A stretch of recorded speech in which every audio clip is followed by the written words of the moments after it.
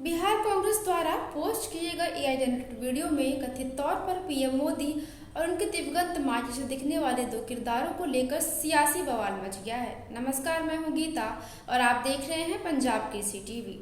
बता दें कि बीजेपी लगातार कांग्रेस को निशानी पर ले रही है। इसी कड़ी में कांग्रेस पर हमला बोलते हुए असम के मुख्यमंत्री हेमंत बिस्वा शर्मा ने कहा कि प्रधानमंत्री और उनकी मां के संबंध में कांग्रेस जो कुछ भी कर रही है वह निंदनीय है। बिहार के लोग कांग्रेस को सबक सिखाएंगे। देश के लोग भी बहुत गुस्से में हैं। जो कोई भी मां को बदनाम करने की कोशिश करेगा वह हमारे देश में कभी सफल नहीं होगा। सुनिए उनका बयान।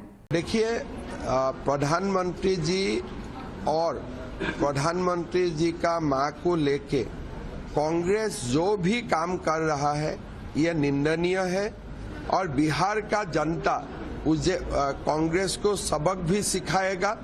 और मैं विश्वास करता हूं कि देश का जनता भी बहुत ही आक्रोशित है। किसी का मां, प्रधानमंत्री जी का मां हमारा मां होता है, मां ही होता है। मां को जो डिफेम करने का कोशिश करता है वो कभी हमारा देश में कामयाब नहीं होगा। वहीं इस मामले पर जेडीयू के नेता विजय चौधरी का भी बयान सामने आया है। उन्होंने कहा कि इन लोगों के लिए यह आम बात हो गई है और यह सब इसलिए कर रहे हैं क्योंकि शायद विपक्षी दल कुछ ज्यादा ही हताश और निराश हो गए हैं। किया गया है, मजाक उड़ाया गया है प्रधानमंत्री। अब पता नहीं, अब कोई मजाक उड़ाना, गाली देना, ये सब इन लोगों के लिए आम बात हो गई है। और यह सब एक ही चीज का द्योतक है कि शायद हमारे विपक्षी दलों में हताशा और निराशा कुछ ज्यादा ही व्याप्त होने लगी।